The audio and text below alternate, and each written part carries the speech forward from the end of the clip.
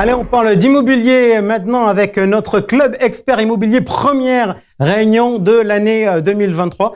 On les retrouve presque tous. On accueille, pour commencer, Philippe Depoux, président du directoire de la Française REM. Philippe, bonjour. Bonjour. Alors, vous allez retrouver des gens que vous connaissez bien parce que vous les fréquentez dans la profession. Avec nous également le président de Perial, Eric Costra. Eric, bonjour. Bonjour Jean-François.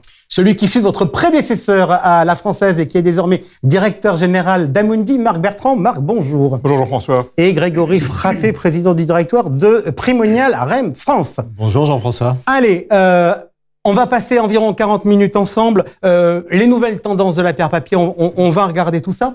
Si vous voulez bien, on a pas mal de sujets. On va commencer par un peu une prise de température, d'ambiance.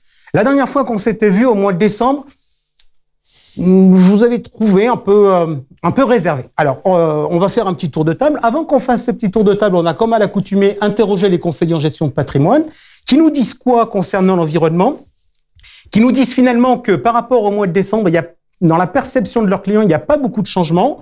De leur côté, pour eux, en tant que professionnels, il y a une légère amélioration. Donc, question toute simple, en un mot, est-ce que ça va un peu mieux ou pas par rapport à décembre? Votre sentiment, Marc Bertrand? Je ne vais pas le faire en un mot, mais en vraiment très peu. Le brouillard se lève, on y voit plus clair, mais maintenant, est-ce que c'est un jour de beau temps? C'est une autre affaire. Eric Costra.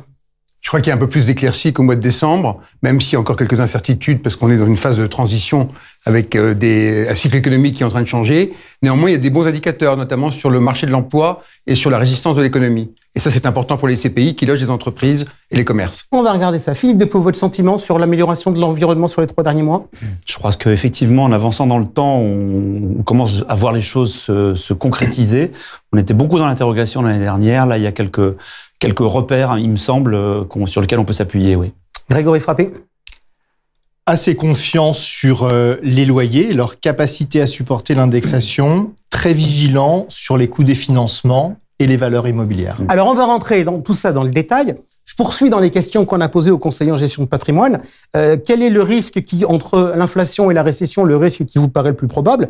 Grosso modo, la stat sur l'inflation, elle n'a pas bougé, ou quasiment pas, elle est à 38%. Il y a eu une baisse du chiffre concernant la récession qui est passé de 60% à 38%. Et donc, la réponse qui a le plus progressé, c'est ni l'un ni l'autre. Je prépare cette émission avec vous avant qu'on se retrouve en plateau. Pour certains, je l'ai préparé assez tôt. Et finalement, on est quasiment en train de retrouver le niveau de taux d'intérêt qu'on avait au mois de décembre, puisque les taux ont beaucoup flambé ces derniers jours. Marc Bertrand, on va reprendre votre propos tout à l'heure. Le brouillard se dissipe. Mais on ne sait pas encore si c'est du beau temps. Donc, le brouillard se dissipe. Où est-ce que vous voyez les choses se dissiper?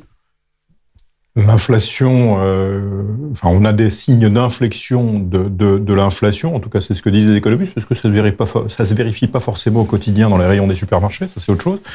Mais on a des signes quand même d'un petit peu d'atterrissage de cette partie-là. Et il semblerait que ça ne se fasse pas au prix d'une récession forte. Donc le scénario de stagflation, qui était le scénario le pire, se déprobabilise. Maintenant, on a bien une décélération très forte de l'économie. La question de savoir, c'est si on mettra un signe moins devant. Ça peut pas être une bonne nouvelle. La grosse question, c'est qu'aujourd'hui, se traduit-elle, comme historiquement dans tous les cycles précédents, par une augmentation du chômage? Étant donné la dynamique démographique, c'est pas du tout évident que, et on le voit bien d'ailleurs sur les tensions du marché de l'emploi, qu'une croissance faible s'assortisse d'une augmentation du chômage. Donc pour le coup, on pourra avoir un double effet d'amortisseur. Et je rejoins ce que disait Eric, c'est-à-dire que la santé de l'emploi tertiaire est ce qui dicte le remplissage à la fin des immeubles de bureaux. Eric, vous reprenez la main, justement, sur ce sujet. Vous nous avez dit les entreprises, on a de bonnes nouvelles du terrain des entreprises? On a une bonne nouvelle. En décembre, on s'interrogeait sur si on allait être en croissance ou en décroissance. Là, on voit qu'il y a un signe quand même de confirmation de la croissance, avec une inflation qui a du mal à être maîtrisée, mais on peut aussi envisager les vieux scénarios avec une croissance qui alimente l'inflation et l'inflation qui alimente la croissance. Donc, il y a des alliés objectifs et c'est de toute façon bon pour l'activité et c'est bon pour le marché de l'emploi et c'est donc bon pour les bureaux et c'est donc bon pour les revenus locatifs des SCPI et donc les dividendes. Philippe Depoux, votre sentiment sur ces évolutions ? Ouais, je disais tout à l'heure quelques signes d'éclaircissement. En fait, on constate par exemple qu'on n'a pas de dégâts significatifs sur la demande locative et sur les restitutions de surface. Donc quelque part, aujourd'hui, les entreprises consomment probablement un peu moins de bureaux, un peu mieux de bureaux, mais il y a une véritable volonté, je crois, d'inscrire une nouvelle façon de travailler et qui nos immeubles y répondent. Et donc aujourd'hui, on n'a pas ces signes-là. Et c'est la base de tout. C'est la base de la valorisation et de la distribution. Grégory, je reviens vers vous parce que c'est assez drôle. Pour l'instant, tous les arguments que j'ai entendus sont des arguments, pardonnez-moi messieurs, mais physiques. Évolution du marché physique de l'immobilier. Dans votre première réponse, vous avez parlé d'un sujet, c'est le sujet du financement. Donc on va regarder ça. On a à nouveau, ces derniers jours, de très fortes tensions sur les taux d'intérêt à long terme, comme si finalement les marchés financiers s'étaient un peu emballés, en se disant ils vont relever les taux et puis très vite derrière, pof, ils vont les rebaisser. Et là, ils sont en train de se dire, et on en parlait tout à l'heure avec Nadine Trémolière, qu'on a 2 déclarations importantes cette semaine, c'est Jérôme Powell et Christine Lagarde. Ça se retend à nouveau sur les taux d'intérêt ? Moi, je le pense. Je partage très largement ce qui a été dit sur les loyers et peu ou prou la santé de nos contreparties locataires. Avec quand même un point de vigilance, c'est l'impact de l'inflation sur les marges, non pas des grands corporates en bureau, mais des autres catégories, les PME, les hôteliers et, le cas échéant, les exploitants. En ce qui concerne la dette, il y a, il faut le dire, une véritable tension sur le marché du financement, tant au niveau de l'accès au financement que du coût du financement. Mais en France, on a une situation qui est très saine, dans la mesure où les stocks de financement ont été conclus à taux fixe et avec des points d'entrée, que ce soit pour les hypothécaires ou même pour les foncières en obligataire, absolument record jusqu'au début de l'année 2022. Aujourd'hui, ce n'est plus relutif et il n'y a, de mon point de vue, que les stratégies full equity qui peuvent permettre de tirer son épingle du jeu à l'investissement. Alors, on va faire un petit tour de table. Philippe Depoux, dans votre carrière immobilière, vous avez notamment dirigé des foncières qui utilisent beaucoup plus l'effet de levier que ne le font les SCPI. Aujourd'hui, vous diriez que vu le niveau des taux d'intérêt, l'effet de levier pour les SCPI, c'est cramé et on oublie ? Alors, j'espère qu'on ne l'oublie pas ad vitam aeternam, mais effectivement, vaut mieux en ce moment être sur des LTV relativement raisonnables, on va dire aux alentours de 20%, parce que bon, je pense que dans le monde du financement des SCPI, on est parti d'assez bas. On a profité, je pense, de la période, on va dire les quelques 5-6 dernières années. Et effectivement, je préfère aujourd'hui avoir des SCPI, ce qui est notre cas, avec des LTV aux alentours de 17-18%. Ça permet d'éviter les breaches de covenant avec les banques. Alors on va décrypter les breaches de covenant. Ça veut dire grosso modo que on emprunte à un intermédiaire qui vous dit le coût de votre dette il est à tel niveau si vous respectez tel et tel ratio, ce qu'on appelle des covenants, et que si jamais on ne respecte pas le ratio, on se retrouve à payer beaucoup plus cher. Oui, ou à devoir rembourser, remettre des fonds propres, etc. Donc c'est pour ça que je pense que Grégory a parfaitement raison de dire que c'est un vrai sujet aujourd'hui. Il y a quand même des niveaux de dette importants un peu partout, mais voilà, je pense que dans le monde de nos SCPI, on a été assez raisonnable. Sur deux choses. D'abord, sur les volumes de dette, ce qui a permis de faire de l'effet de levier, mais pas de façon délirante. Et puis, je pense que tout le monde a été assez raisonnable pour assez bien étaler. On n'est pas trop, on peut pas être en obligataire. Enfin, on est sur du corporate éventuellement, mais surtout sur de l'hypothécaire. Et ça s'étale sur le temps. Et ça, c'est plutôt la bonne nouvelle. Éric Cossera, chez Perial, la position sur la dette, aujourd'hui, on n'en fait plus ?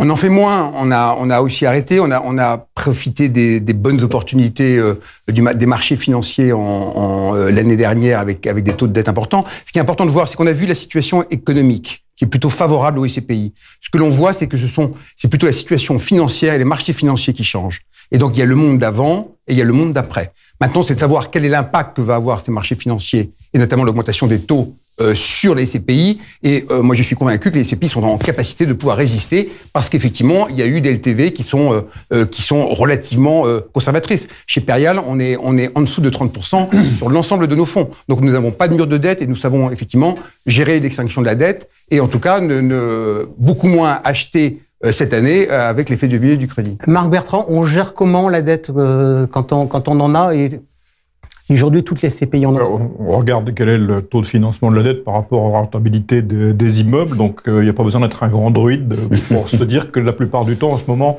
il est plus raisonnable de rembourser. Donc oui, on fait moins de dettes. Comme elles sont étalées, il n'y a pas de mur de dette. Bon, ok.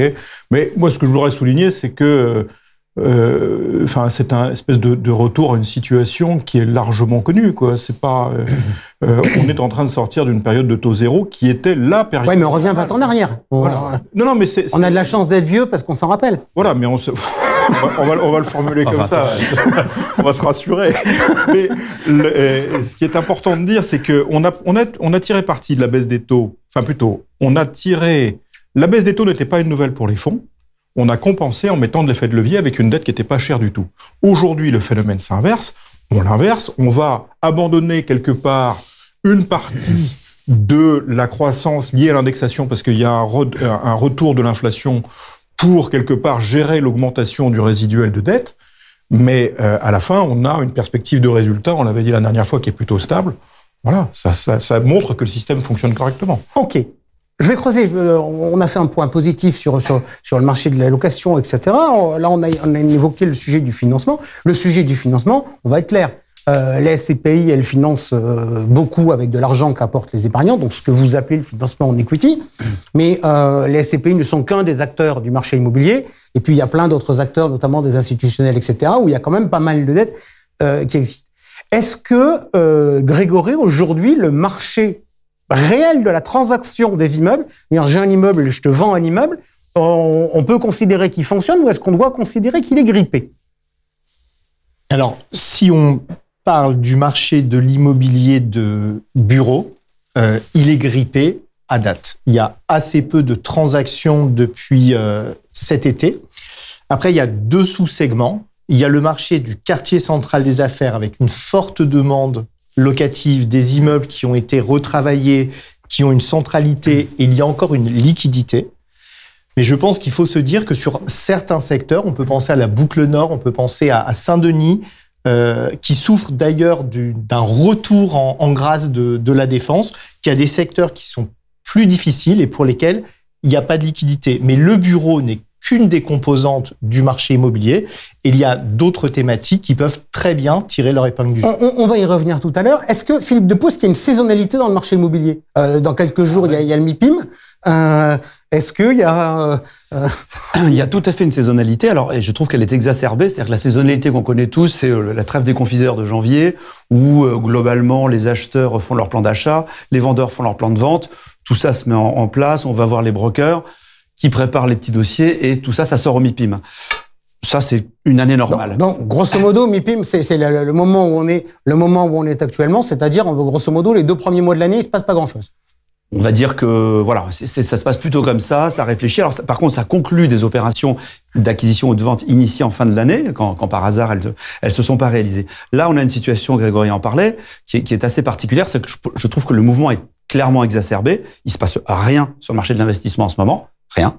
Donc voilà, il y a eu des produits mis en vente enlevés, c'est ceux que tu citais, des produits mal loués, mal placés, pas verts, pas très bien desservis, ça paraît bête, mais vaut mieux être bien portant et en bonne santé que le pauvre est malade. Mais là, en l'occurrence, il y a une vraie polarisation des marchés. Et donc, cette saisonnalité, elle existe. Moi, je suis assez convaincu que bon an, mal an, par vente forcée ou par stratégie de cession, les brokers nous disent qu'ils pitchent énormément en ce moment. Ça veut dire qu'ils vont mettre des immeubles à la vente. Et le sujet, ça va être de regarder comment le marché va réagir. Mais ça va aider à l'ajuster, ce marché. OK. Alors, ça va aider à l'ajuster. Éric Costra, vous avez collecté, vous avez de l'argent, il faut le placer. C'est quand même le boulot des sociétés de gestion immobilier. Aujourd'hui, sur le marché, la position, c'est quoi? C'est de se dire... j'ai de l'argent, ton immeuble, je suis prêt à te le prendre, mais au moins 15, moins 20? On prospecte, on échange, on discute, on négocie. C'est exactement ce que disait Philippe. C'est-à-dire qu'on voit bien qu'avant, il y a une période de probatoire avant le MIPIM où là, les dossiers vont être présentés et on va se positionner, nous, en tant qu'acquéreurs sur fonds propres et chercher les bonnes opportunités du marché, notamment auprès de vendeurs qui sont plutôt forcés ou qui ont un impact parce qu'ils ont été fortement endettés et qui doivent effectivement se séparer de leurs actifs. Marc Bertrand, votre sentiment aujourd'hui, est-ce que la main est passée au niveau des acheteurs? Et puis, j'ai entendu 2 fois le même mot, vente forcée. Est-ce que, actuellement, Grégory nous dit le marché est bloqué. Quand un marché est bloqué et qu'il n'y a pas de transaction, ça veut dire que l'acheteur ne veut pas acheter au prix et que le vendeur ne veut pas baisser son prix. Si on le dit simplement, c'est que ça se passe comme ça. Sauf qu'il y a un moment, il y en a un qui doit craquer. Oui, le marché retient rarement très longtemps sa respiration. Voilà. Non, mais le marché est plus favorable, bien entendu, aux acheteurs qu'il ne l'était. Donc, on ne voit quasiment plus d'appels d'offres ou à 2 tours, 3 tours en faveur des acheteurs. On a plus de démarches de gré à gré. Ça correspond plus à la phase de marché que l'on connaît. Oui, donc bien sûr. Et puis les acheteurs, à souligner, ils sont un petit peu moins pressés parce que le coût de l'attente de la trésorerie, globalement, il est autour de 3%. Il vaut mieux attendre 2 mois de plus et payer 3% moins cher. Enfin, encore une fois, il n'y a pas besoin de faire des mathématiques compliquées pour arriver à ce résultat. Ah non, mais pour s'expliquer, c'est effectivement simplement de se dire que quand on a de l'argent, auparavant, il coûtait de l'argent à la SCPI. Aujourd'hui, il coûte encore un petit peu en dilution, mais beaucoup moins. Donc voilà, le coût de l'attente est beaucoup plus gérable. Ok, parfait. Ça nous amène un peu à ces évolutions de marché, ça nous amène un peu aux valeurs d'expertise. Allez. En fait, Philippe, c'est sa première, il connaît pas. En fait, faut jamais rire avec moi parce que c'est celui qui se marque à la question. Donc, bon, si on parle expertise, on va rigoler alors. C'est exactement ça. On va parler expertise. Tous les acteurs qui sont autour de la table ont fait des diversifications européennes. Les valeurs d'expertise, si on regarde en Europe, c'est où qu'on souffre le plus? Alors moi j'ai l'habitude de dire qu'on souffre le plus, c'est l'Angleterre, clairement, et comme toujours, l'Angleterre réagit et surréagit probablement parce que c'est un marché de vraies transactions très rapides en Angleterre, en immobilier. Donc sur le portefeuille que nous possédons en Angleterre, c'est moins 15 en un an, moins 15%. Après, dans l'ordre décroissant, c'est la Hollande avec en gros moins 10%. Ensuite, c'est l'Allemagne avec en gros moins 5%. Et en France, c'est pas nous. C'est-à-dire que ça baisse pas trop. Donc il y a eu quelques ajustements, mais globalement, je pense que les sujets de valeur sont derrière nous. Ok, alors on va regarder ça. L'Allemagne, c'est un peu une surprise parce que bon, le Royaume-Uni, on sait qu'ils sont très mark to market, donc ça va en général traditionnellement très vite chez eux. Est-ce qu'il y a eu un peu des surprises sur les expertises en Allemagne ou pas? L'Allemagne, qui était un pays qui était un petit peu plutôt de culture, on va dire, française pour les expertises, ou plutôt de ralentir beaucoup et d'avoir une grosse inertie par rapport au marché. Et ça a été d'ailleurs souvent reproché aux experts allemands. Là, ils ont réagi beaucoup plus. Alors, pas à l'anglaise, mais plus proche du marché, par exemple, néerlandais, oui. Donc, il y a eu un ajustement plus rapide. C'est effectivement la France et l'Italie, donc les pays latins, qui ont très, très peu réagi. Grégory, pourquoi on a peu réagi? Parce qu'on n'a pas de transaction? Et que les experts essaient de se baser sur quelque chose ou pour d'autres raisons?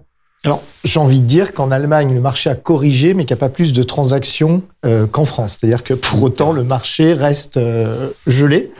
Non, moi, je pense qu'en France, on bénéficie d'un marché qui est extrêmement sain, en tout cas en ce qui concerne les bureaux, qui est extrêmement profond, avec un coût de la dette qui, effectivement, a été très bien maîtrisé, est assez peu cher. En fait, on voit des corrections de taux à hauteur des indexations de loyer. Donc, on n'a pas de baisse de valeur significative pour les actifs qui restent de qualité, bien loués et indexés. En revanche, il y a quand même des corrections assez sévères sur les expertises d'actifs qui sont plutôt en deuxième couronne, avec des états locatifs compliqués. Il ne faudrait pas laisser penser que nos experts sont hors sol. Et pour le core et le prime, c'est plutôt l'absence de transactions qui fait que les experts arrivent pas encore à poser le stylo, mais pas moins les experts que les investisseurs. Juste, on fait 2 secondes une page de pédagogie parce que je sens que ce sujet-là risque d'être un sujet important et que je risque à un moment être amené à avoir mon client pour lui expliquer un certain nombre de choses d'un point de vue technique. la valeur d'expertise, Eric, donc on a la hausse des taux. La hausse des taux, c'est techniquement une mauvaise nouvelle parce que comme on actualise les flux futurs, forcément, elle a un impact baissier sur la valeur des actifs qui sont de nos côtés. Exactement la même chose que ce qu'on a sur les valeurs de croissance type L'Oréal ou LVMH, où la hausse des taux est une mauvaise nouvelle. L'autre élément qui est positif, c'est l'environnement économique et l'environnement locatif. C'est-à-dire qu'après ça, vous avez la valeur par comparaison. C'est-à-dire qu'effectivement, les experts vont comparer un petit peu sur l'état des immeubles autour. Donc, on est dans une démarche qui est beaucoup plus patrimoniale et immobilière que la première méthode qui est essentiellement financière. Et donc, on retrouve en Europe, en fait, des différentes cultures.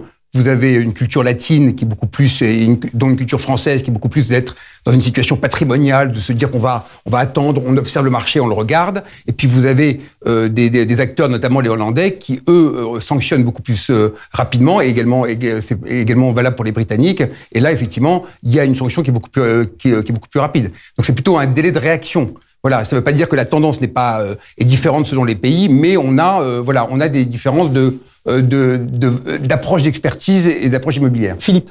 Et en complément, effectivement, ça c'est ce qui tire les prix vers le bas, la remontée des taux de rendement, mais ce qui tire les prix vers le haut, c'est l'indexation, quelque part, l'indexation de nos loyers, ce qui n'est pas le cas sur les autres produits de placement. L'indexation des loyers qui est bien réelle et qui commence à jouer à plein, si tant est que les locataires peuvent continuer à payer leur loyer, ça joue à la hausse. Et donc, c'est un peu ce que Grégory disait tout à l'heure, c'est qu'il y a un peu cette tension entre quelque chose qui pousse à la hausse des valeurs, ou en tout cas à leur maintien, c'est l'indexation des loyers. Les loyers se portent correctement sur les bons immeubles, et effectivement, la baisse des taux de rendement, la hausse des taux de rendement, pour reconstituer une prime de risque immobilière qui, elle, tire vers le bas. Et cette tension, elle s'est à peu près équilibrée en France jusqu'à présent. Ok, Marc Bertrand. Il y a clairement un phénomène effectivement d'équilibrage et de compensation entre le phénomène de hausse des taux et d'indexation. Jusqu'à une époque très très récente, les taux d'intérêt réels, c'est-à-dire le taux sans risque moins l'inflation, on était encore territoire négatif et quasiment à zéro encore jusqu'à la fin de l'année dernière.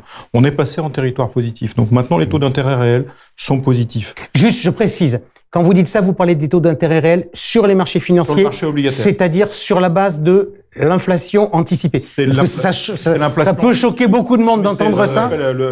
C'est l'OAT, le taux de l'OAT, et l'OAT indexé donc avec l'anticipation d'inflation sur la même période. Bon. Donc, on bénéficie dans l'immobilier du fait que les loyers sont indexés, donc normalement, on devrait plus se référer à l'OAT net de l'inflation pour... cela étant, il est assez probable que nous n'ayons pas, qu'il y ait bien un phénomène d'inertie en France et que nous n'ayons pas vu encore la totalité de la hausse des taux et du rétablissement de l'équilibre taux dans les valeurs d'expertise. Je pense qu'il faut être... il faut être clair. On va être clair. Maintenant, l'ampleur de ça, il faut être aussi mesuré. Il n'y a pas du tout de catastrophisme, mais assez probablement, on pousse encore un petit peu devant nous un ajustement de valeur dans le marché. Ok. Alors, justement, on va rentrer sur le sujet. Donc, je fais une synthèse. Si je dis des bêtises, vous me contredisez. Mais j'ai entendu moins 16, moins 15, moins 7, moins 2, etc. Donc, l'an dernier, j'imagine que globalement, les valeurs d'expertise ont légèrement diminué sur l'ensemble de vos patrimoines. Et donc, du coup, on va essayer de se projeter pour aller dans la droite ligne de ce que Marc, vous nous disiez il y a quelques instants. On a posé la question au CGP en leur disant, c'est une nouvelle question dans notre questionnaire. En 2023, pensez-vous que les valeurs d'expertise ont vocation à baisser, monter, rester stables? Donc, monter 4%. Du coup, dans le synthé, on n'a pas mis cette hypothèse-là. On va travailler sur deux hypothèses. Baisser, ça représente 50%. Rester stable, ça représente 46%. Est-ce qu'il faut, effectivement, vu ce qui s'est passé sur le marché français, de se dire que il faut se dire que ça ne veut pas dire que ça sera forcément une baisse de la valeur de part pour le client, parce que les SCPI fonctionnent selon un système très spécifique, mais est-ce qu'il faut se dire que, potentiellement, pour reprendre Marc, et du coup vous allez reprendre la parole en disant c'est pas parce que le brouillard s'est dégagé que le soleil est de retour, oui, le soleil sera pas forcément de retour en 2023 sur les valeurs de part. Enfin, sur les valeurs d'expertise. Sur les valeurs d'expertise, non. Je pense qu'on peut, je l'ai dit à l'instant, je pense qu'on pousse encore un petit effet d'inertie, de baisse. Donc, effectivement, les 4% sont pas très réalistes là de dire que ça va monter. Et ben, la vérité, oui, c'est probablement que ça va encore légèrement baisser l'année prochaine. Grégory, avis partagé, avis nuancé? Non, sur les bureaux, je partage parfaitement. Moi, j'ai un scénario qui est plutôt à une relative stabilité pour les actifs de qualité et bien loués. Et je pense qu'il y aura une correction qui pourrait être sévère. C'est ce que tu qualifiais de polarité sur les actifs qui ont des problématiques, notamment d'état locatif. Et donc, au final, vu la qualité des sous-jacents et des portefeuilles des SCPI de bureaux, je pense que les valeurs d'expertise devraient être stables ou négatives, en aucun cas positives, mais que les gérants auront la possibilité de maintenir les prix de part. Oui, je rejoins ces points-là. Je veux dire, je le disais tout à l'heure, le sujet est quelque part derrière nous. Donc oui, et je reviens sur cette polarité des marchés qui fait que moi je pense qu'on aura encore des ajustements à la baisse en France sur les actifs moins bien placés, pas verdis. Voilà. Eric Cosra, votre sentiment ?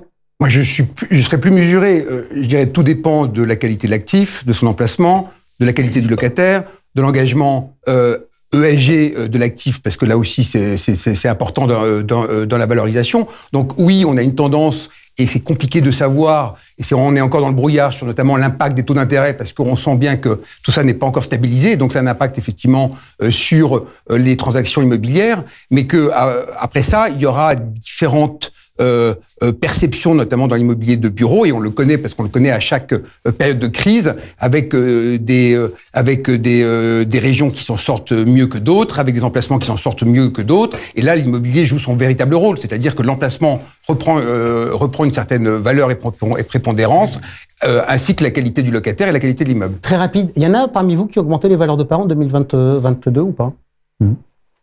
Oui, en 22, oui, en début 22, on a été quelques-uns à monter. Est-ce que, alors 37%, d'après les chiffres que j'ai, 37% de la place a augmenté sa valeur de part en 2022.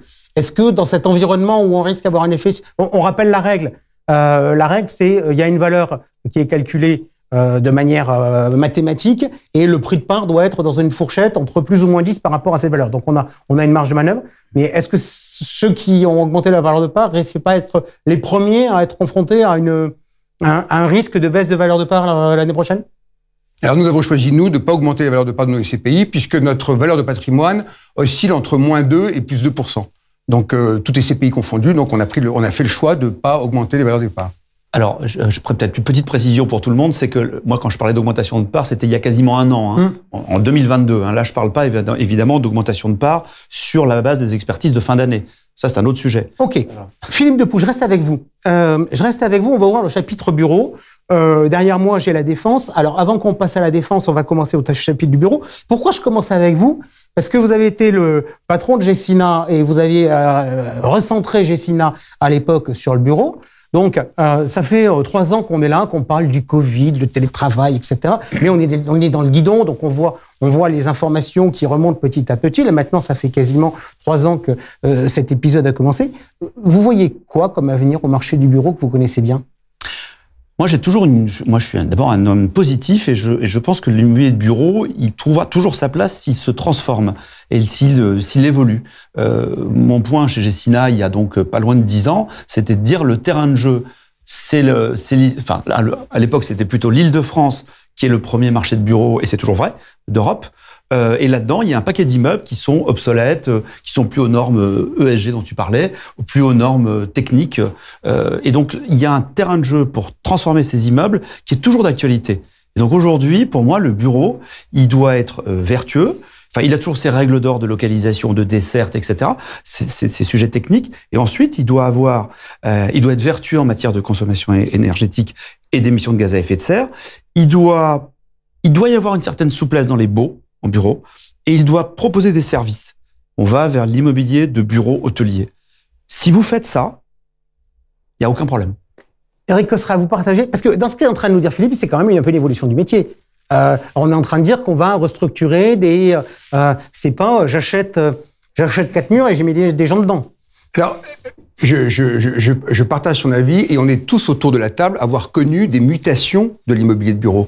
Donc c'est pas nouveau ce qui se fait. C'est-à-dire qu'à chaque fois, et notamment à chaque changement de cycle, on voit bien qu'il y a des immeubles qui sont rincés, des immeubles qui se valorisent plus que d'autres, des emplacements qui bougent, etc. Donc tout ça, on connaît, y compris la modification des usages. Rappelez-vous, à un moment, il fallait que l'immeuble soit câblé ou pas câblé. Donc, et un immeuble était dévalorisé lorsqu'il n'était pas câblé, lorsqu'il y a eu l'arrivée, effectivement, des systèmes d'information. Donc, c'est quelque chose de structurel. Moi, je voudrais vous donner deux faits chez Perial. Donc, réponse structurelle à ce que disait effectivement Philippe, un immobilier qui doit être beaucoup plus serviciel et au service des entreprises. Donc, nous, on est en train de mettre en place un service aux entreprises pour répondre, donc les tiers-lieux, pour répondre justement au mode hybride qui devient maintenant incontournable, qui est effectivement le télétravail et le présentiel, et on oscille entre les deux. Donc c'est un service que nous allons annoncer là, donc dans les prochains jours au MIPIM, avec une joint venture avec un exploitant qui est connu dans le monde entier, justement pour que Perial puisse proposer à ses communautés, qu'elles soient locataires ou associés et CGP également, donc des espaces de travail. Le deuxième chose sur le plan économique, parce qu'on dit toujours le bureau, ça s'effondre, etc. Nous, au jour d'aujourd'hui, chez Perial, on a 1500 locataires entreprises. On n'a aucune demande de vacances significatives. Vous savez que les entreprises doivent signifier leur congé 6 mois à l'avance. Nous n'avons aucune demande de vacances significatives. Ça veut dire que nous avons assuré les 9 premiers mois de l'année 2023. Donc, OK, on parle de crise, on parle de bureau bashing. Il n'empêche que dans la réalité est très différente de ce qu'on peut dire dans le discours. OK, on fait un zoom sur une zone très spécifique en termes de bureaux. C'est la Défense. Je pense que les deux plus gros propriétaires autour de la table, la Défense, c'est Amundi Immobilier et Primonial. Donc, c'est auprès de vous que je vais me retourner. Donc, le taux de vacances à la Défense est relativement élevé. On entendait Philippe nous parler de qualité d'immeuble, de desserte, etc. Aujourd'hui, en tant que propriétaire, Marc, Bertrand, quelles sont les décisions et qu'est-ce qui fait que la Défense pourrait revenir dans le jeu? D'abord, je pense qu'on n'en est jamais sorti. La Défense, d'abord, elle cristallise l'attention parce que c'est le plus gros parc, plus gros quartier d'affaires d'Europe. Bon, ok, ces choses-là sont dites, mais surtout ça illustre et c'est un amplificateur des tendances que citait Philippe tout à l'heure. Il y a une prime évidente aux immeubles rénovés, et il y a eu un énorme effort de rénovation sur la Défense. Les images qu'on voit derrière, ce sont des immeubles qui sont quasiment tous rénovés et aux normes. Il y a eu un énorme effort de serviciel. Il y a eu un énorme effort, qui est toujours en cours, parce que c'est vrai que c'est un sujet d'aménagement de la dalle pour que ce soit plus vert, moins minéral, avec des services, etc. Donc la Défense s'adapte à tel point qu'aujourd'hui, on voit bien, parce que c'est un marché qui est cyclique, que la Défense fait aussi quelque chose d'important, à savoir des efforts sur les prix, et que la Défense est en train d'appuyer sur les autres marchés, notamment les marchés périphériques, ou la boucle nord que tu citais tout à l'heure, c'est-à-dire Saint-Denis et des endroits comme ça, et on voit des arbitrages de prix de gens d'entreprises qui font leur petit calcul en disant bon, je vais prendre un petit peu moins de surface, mais je vais aller dans un outil de travail de très grande qualité, avec un endroit qui est parfaitement connecté et dont les transports vont encore s'améliorer. Donc on voit des arbitrages de prix se créer.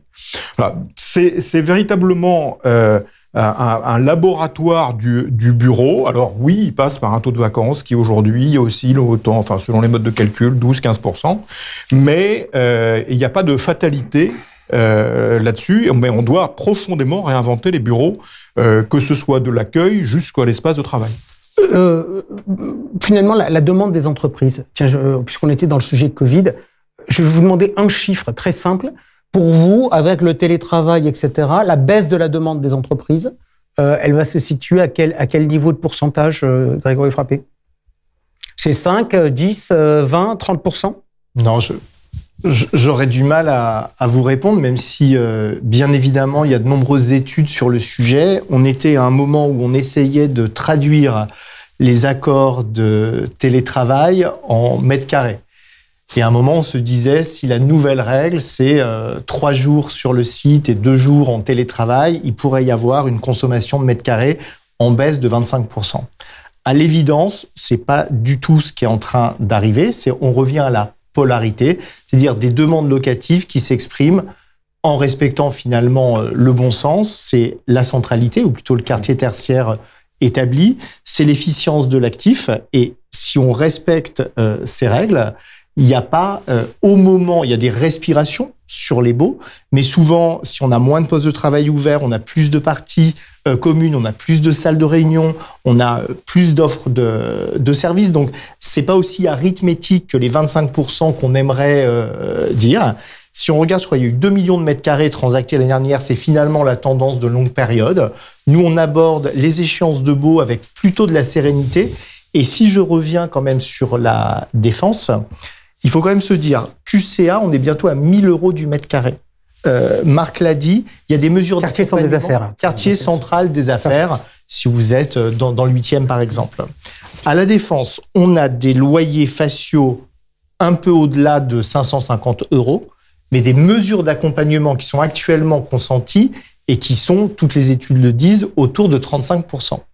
Donc finalement, quand vous tirez un trait de l'Arc de Triomphe en descendant l'avenue de la Grande Armée, en traversant Neuilly, et que vous arrivez à une encablure de Paris avec des loyers économiques de ce niveau-là, pour une dalle qui a été verdie, tu l'as rappelé, pour des immeubles qui sont complètement efficients, c'est la raison pour laquelle, contrairement à ce que l'on pense, la Défense est aujourd'hui recherchée d'un point de vue locatif. C'est pas la même chose du point de vue de la transaction.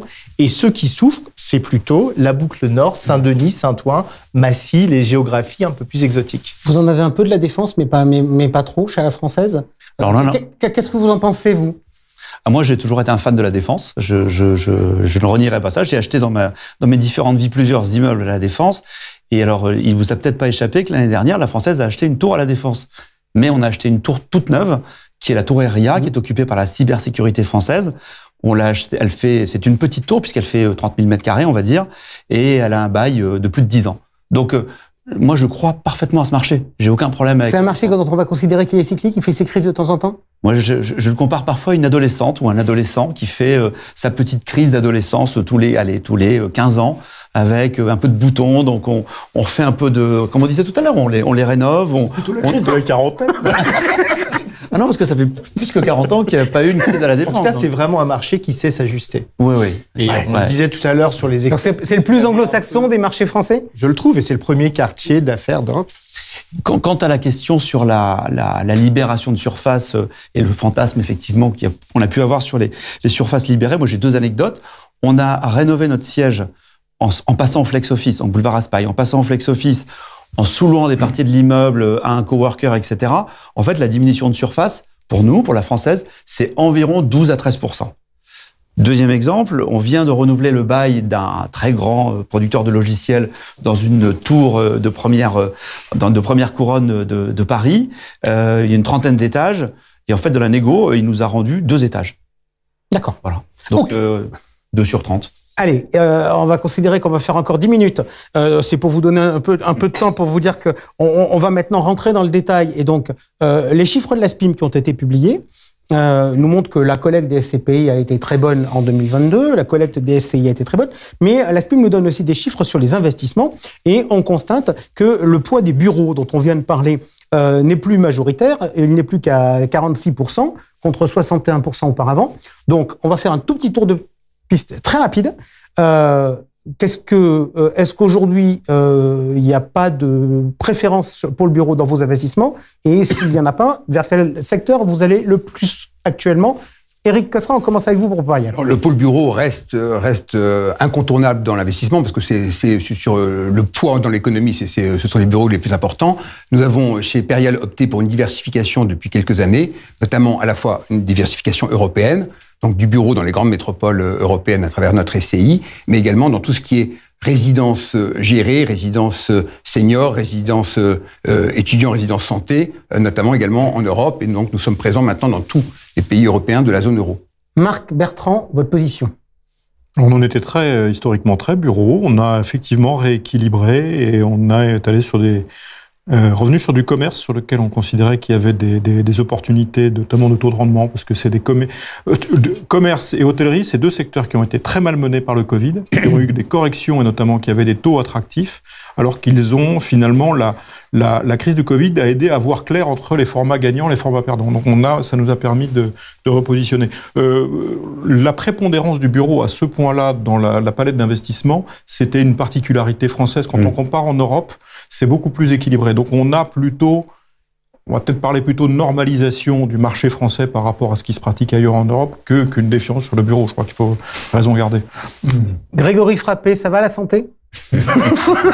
La santé, ça va très très bien. Et effectivement, on essaye véritablement de flécher l'épargne et la collecte vers ce type de choix d'allocation. Nous, on considère que notre travail, c'est de faire des choix d'allocation et d'avoir le sens du timing. Et autant notre patrimoine de bureau, qui représente près de 50% de nos encours, on va continuer à le travailler, parce que c'est plus la compression des taux, mais vraiment le travail immobilier des actifs qui va créer de la valeur. Mais aujourd'hui, il y a une classe d'actifs qui nous semble à privilégier pour des questions d'un manque d'infrastructures privées en matière d'immobilier de santé. Ce sont les cliniques et les EHPAD. Et ça nous semble rentable, résilient en termes de valeur et avec une très belle perspective sur les distributions. Mais je vous l'ai fait en blaguant quand même. Mais juste aujourd'hui, la santé, ça pèse plus de 50% de vos investissements ou pas? Non. Alors oui, en stock, c'est 30% de nos encours.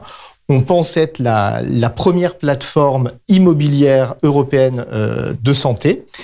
On a vocation à flécher l'épargne de 2023 très clairement sur ces thématiques. Ok, Philippe Depoux.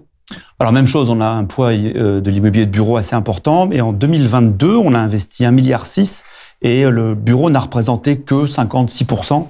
Donc, qu'est-ce qu'on a acheté? Alors, effectivement, avec un vrai sujet qui est l'asset management des actifs. Ça, c'est vraiment devenu... pendant les 10 dernières années, les taux nous ont aidés. Aujourd'hui, c'est l'asset management qui va générer la valeur des actifs et la résilience. Et sur quoi on a investi et d'un côté de diversification européenne, c'est du commerce de centre-ville, de la santé de centre-ville, des logements. On a acheté pas mal de logements, de la logistique au nouveau prix, si je peux dire, et des résidences gérées, notamment des résidences services seniors. Voilà. Ok. Allez, dernier chapitre de notre émission. On finira après l'heure, mais c'est pas grave. De toute manière, on avait dit qu'on faisait pas grève, donc on avait dit qu'on irait jusqu'au bout des choses. On a la chance d'avoir des experts avec nous, donc on va aller au bout des choses. Phénomène important. On parlait tout à l'heure de la hausse des taux. Quand on interroge le CGP, on voit que l'acquisition de parts de SCPI à crédit est en train de s'effondrer, au profit notamment d'un développement à travers l'assurance vie. Et en assurance vie, on a beaucoup parlé dans nos débats de SCPI, on a peu parlé de société civile ou de société civile immobilière. Donc on va ouvrir un petit chapitre sur le sujet. Ça date de quand, ça, Marc Bertrand? Alors, les premiers essais... ça vous dit quelque chose? Ça remue je suis pas tout seul autour de la table, ça remue des vieux souvenirs. Les prémices de ça, alors si on rembobine vraiment très très loin, dans l'assurance vie, les premières choses ont été des ACAVI. Oui. Et ça a laissé de très mauvais souvenirs. Ça date 1990, la crise de 90, on s'en rappelle encore. Donc voilà, on a effacé le nom d'ACAVI, mais il y a quand même une certaine filiation des véhicules. Ensuite, il y a eu parfois des SCI de SCPI en unité de compte, puis on a sophistiqué les véhicules. Le premier des SC, c'est-à-dire société civile de placement, mais non pas... société civile de portefeuille, pardon, elle date d'il y a un peu plus d'une vingtaine d'années, dans une maison que l'on connaît bien autour de cette table. Autrement dit, c'est ce qui est devenu la Française. Voilà, l'UEG est devenue la Française. La mère de toutes les mères. La mère de toutes les mères de cette génération de produits. Et ensuite, effectivement, avec le succès qu'on connaît, et il y a eu un match finalement, il y avait 3 places sur le podium, les SCPI, les OPCI grand public et les SC. Les SC occupant une position intermédiaire, permettant une exposition plus pure à l'immobilier. Par contre, pas de possibilité de diffusion en compte titre, avec des allocations différentes. Grégory, vous étiez de cette histoire-là. Aujourd'hui, on dirait que c'est la spécificité. Qu'est-ce qu'on peut faire dans une SC? C'est comme une SCPI ou c'est pas comme une SCPI? Alors, c'est pas comme une SCPI dans la mesure où la structure de frais et de perception des résultats est très différente. Dans une SCPI, il y a des droits d'entrée qui sont relativement importants et qui viennent rémunérer l'acte de distribution. Et la vocation de la SCPI, elle est de distribuer un revenu chaque trimestre. Sur l'OPCI, Marc en a porté, c'est un très bon produit dont la liquidité est intrinsèque, donc ce qui est une énorme qualité pour les assureurs, mais cette liquidité, elle résulte de 40% de valeur mobilière, ce qui dénature un peu le produit avec deux stratégies. Une stratégie conservatrice dans laquelle vous mettiez l'argent en monétaire qui ne rapportait rien. Donc les OPCI, finalement, c'était 60% d'une performance immobilière. Ou alors vous aviez une exposition sur les foncières pour être strictement immobilier. Et là, les conditions de marché ont un peu pesé sur les OPCI. La SCI, elle a cela d'assez séduisant, je pense, qu'elle est plus large dans ses capacités d'investissement que l'est une SCPI. Elle n'est pas contrainte par 40% de valeur mobilière. Et après, elle a une structure de frais et de concession de son résultat qui est très bonne. Pas de droit d'entrée, d'une part, et des revenus qui sont capitalisés. Donc, c'est quelque chose qui est simple et lisible pour l'investisseur. Alors, vous m'avez dit qu'on avait la possibilité de faire plein de choses. Moi, j'aurais tendance à regarder le marché. Il y a deux types de sociétés civiles. Il y en a qui font de l'immobilier en direct comme les SCPI. Il y en a qui investissent dans d'autres véhicules qui sont eux-mêmes investis en immobilier. On va faire un petit tour de table pour savoir, chez vous, est-ce que vous avez une offre et comment cette offre est organisée. Eric Cosra, votre SCI, elle a été lancée, c'est quoi? C'était il y a 2 ans. Il y a 2 ans, ouais. Donc on est des tout nouveaux arrivés sur le marché. On a lancé une SCI qui est investie dans le bureau, uniquement en actifs physiques. Donc on n'a pas de titre de participation. Qui a vocation à investir dans les grandes métropoles européennes et qui est la première SCI bas carbone du marché. Donc on est allé un cran plus loin sur notre politique environnementale, c'est-à-dire de pouvoir générer le moins possible de gaz à effet de serre et de pouvoir après ça compenser avec le choix d'investisseurs sur des projets de manière à être à 0 carbone. Parfait. Philippe Depoux, la Française. Donc la mère de toutes les mères, c'était le premier véhicule SC support d'assurance vie en unité de compte est effectivement à la Française. Et aujourd'hui, on gère à peu près 2,5 milliards d'actifs sous ce type de véhicule, avec 2 types de véhicules, on va dire, les multigestions, c'est-à-dire qu'ils sont ouverts à tous les assureurs. Ça, c'est notre gros véhicule historique que tu as créé d'ailleurs. Et par ailleurs, des véhicules dédiés par assureur. Donc, c'est vraiment des véhicules sur mesure, on fait pour chacun d'eux. Et globalement, nos véhicules multifonctions sont plutôt acheteurs de parts de sociétés, notamment de SCPI, les nôtres, mais ceux des autres, avec des analyses de performance, de solidité, etc. Et puis, nos véhicules dédiés peuvent être un peu plus variés, toujours de l'immobilier, mais toujours un peu plus variés en structure à l'intérieur, des actifs et du direct et de l'indirect, pardon. Grégory Frappé, Primonial REM, c'est des produits SCPI qui sont référencés dans des contrats d'assurance vie. Il y avait une SC historique qui doit s'appeler de mémoire Capimo. Exactement. Vous nous avez fait une petite serre santé? Voilà. Alors, Capimo, c'était la multigestion avec 50% d'investissement réalisé par les équipes d'investissement de Primonial REM et 50% pour aller chercher le meilleur de la gestion chez des gérants tiers. Aujourd'hui, on a construit une vraie plateforme en matière d'immobilier de santé. Donc, on a voulu faire un produit unité de compte, pure santé, surperformant selon nous par rapport aux autres produits, et où on va flécher un certain nombre d'investissements, de thématiques, et elle s'appelle Cap Santé, et c'est un produit que l'on pousse très fort actuellement. Marc Bertrand, chez Amundi Immobilier. Nous, on a clairement la gamme avec des SCPI qui sont disponibles en unité de compte. Notre gros véhicule Opsimo, alors tu disais tout à l'heure avec justesse que quand les taux étaient négatifs, une poche prudente, ça pesait sur la performance. Aujourd'hui, le deuxième moteur se rallume, donc c'est un produit qui se rééquilibre et on a plutôt tendance à utiliser un véhicule qui s'appelle Tangram, qui est en unité de compte, là qui est plutôt orienté vers de la multigestion. Ok. On va faire de la pédagogie, on est un peu en retard, mais on va la faire quand même parce que c'est utile. Pour préparer cette émission, j'ai beaucoup travaillé sur le communiqué de presse de votre association professionnelle, c'est-à-dire l'ASPIM, qui annonce un certain nombre de performances, donc la performance des OPCI dont vous venez de parler, la performance, le taux de distribution des SCPI qui s'établit à 4,53 pour 2022 en légère hausse par rapport à l'année précédente. Et puis dans le même communiqué, il est mentionné la performance des SCI, des sociétés civiles UC immobilières qui s'établit à 3,70. Donc je me suis dit, tiens, là, il y a un petit piège. Donc, je vais m'amuser à poser une question au CGP pour voir ce qu'il en est. Et donc, j'ai posé la question suivante.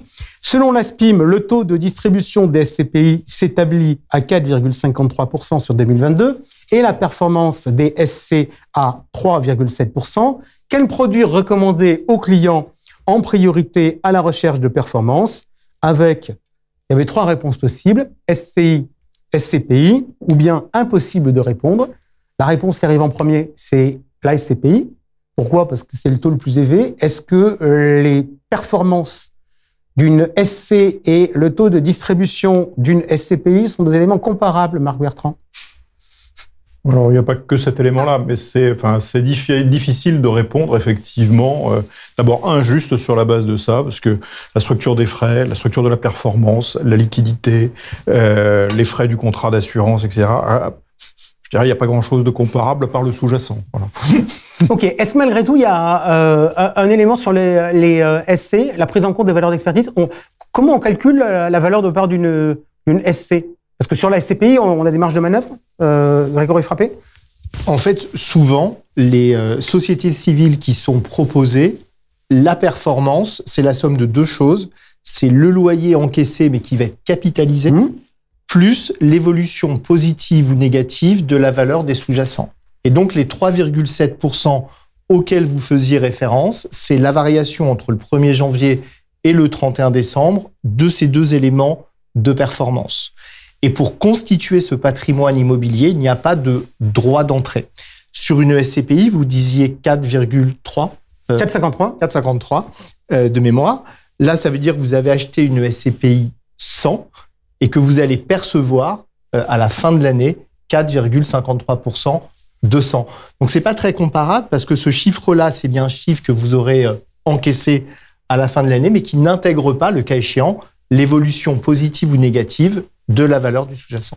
Parfait. Donc, personne ne me contredira si, au vu de l'échange qu'on a eu aujourd'hui, je dis qu'en 2023, les SC pourraient être plus réactives que les SCPI si jamais il y a des corrections de valeur d'expertise. Oui. Ça dépend si on est en valeur de retrait ou pas, parce que dans ces cas-là, on peut bénéficier des plus ou moins 10% de la même façon que les SCPI, ce qui n'est pas le cas si on est en valeur de réalisation. Mais bon. Il n'y a pas de réponse tout à fait unique, malheureusement. C'est ça. Ok, mais en tout cas, c'est bien de connaître le... On parlait tout à l'heure de la structure des frais. Je pense que c'est important de souligner qu'il y a vraiment une logique dans les 2 produits. On a un produit comme la SCPI qui est compliqué à l'acte de souscription. La rémunération est orientée sur l'acte de souscription et rémunère l'acte de souscription. Par contre, le produit ne garantit pas la liquidité dans la durée, donc il n'y a généralement pas ou très très marginalement de commissions récurrentes. À l'inverse, un contrat une unité de compte, elle est liquide, elle est facile à souscrire. Par contre, il y a un travail de conseil chaque année sur la conservation de l'actif. Et donc, la rémunération va en face de ce conseil qui a lieu de façon permanente. C'est pour ça, c'est pas juste une structure de frais, une facétie. Il y a une vraie logique de placer la rémunération en face de l'acte de conseil. Super, merci beaucoup à tous les 4 d'avoir été avec nous. Je vous ai dit en début d'émission qu'on aurait moins de rubriques, mais qu'on ne faisait pas grève. Là, je peux vous dire que sur le dossier de la pierre papier, on n'a pas fait grève du tout, parce que je pense qu'on a quand même traité nombre des sujets d'actualité. Merci à tous les 4. On se retrouve, nous, ensemble pour le prochain Club Expert Immobilier. Ça doit être, je pense, début juillet. Il y a l'émission traditionnelle du mois d'avril qui sera suivie par une émission spéciale avec Stéphane Vidal, et puis il y aura une autre émission spéciale la semaine prochaine pour parler de services aux conseillers en gestion de patrimoine. Merci d'avoir été avec nous. Donc, comme je vous l'ai dit tout à l'heure, la prochaine intervention intéressante à écouter, c'est mercredi Jérôme Powell et jeudi Christine Lagarde. Ciao.